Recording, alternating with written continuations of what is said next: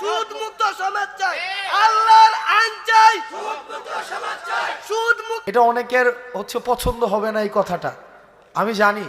এখানে অসংখ্য মানুষ আছেন, এটা আপনাদের পছন্দ হবে না। অধিকাংশের কাছে হয়তো আমি এই কথার কারণে অপ্রিয় হতে পারি, কিন্তু কার কাছে অপ্রিয় হলাম, কার পছন্দ হলো না সেটা মুখ্য না। মুখ্য হচ্ছে আমার ইসলাম আমাকে কি বলে, আমার দ্বীন আমাকে কি শিক্ষা দেয়।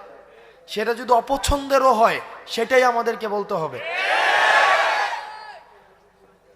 আমি যেহেতু এই গ্রামে ছিলাম, এই গ্রামের সাথে আমার সম্পৃক্ততা রয়েছে। এই গ্রামে এক ধরনের অর্থনৈতিক বিনিময় প্রচলিত রয়েছে, যেটাকে আপনারা নাম দেন পত্তন। এটাকে আপনারা যে নামেই ডাকেন না কেন, এটা সরাসরি সুদ।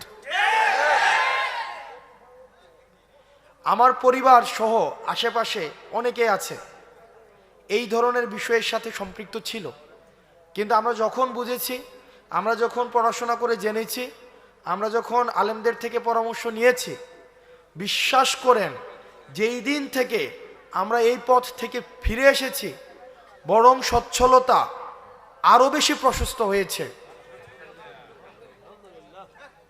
কসম করে বলছি, আপনারা জানেন আমার বাবার অর্থনৈতিক অবস্থা, আমার দাদাদের অর্থনৈতিক অবস্থা।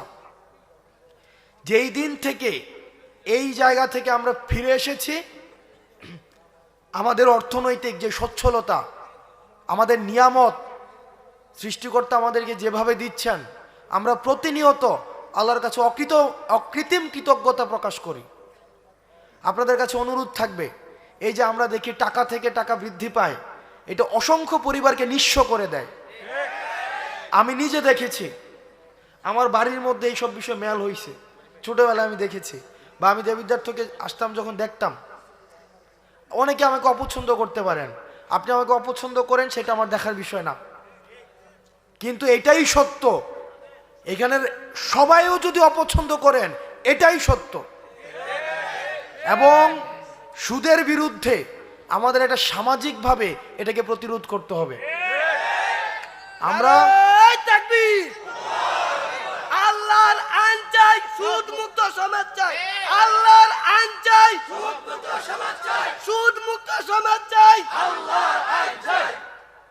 আপনাদের কাছে অনুরোধ থাকবে, আপনারা সুদকে বন্ধ করে দেন। আমরা চেষ্টা করব,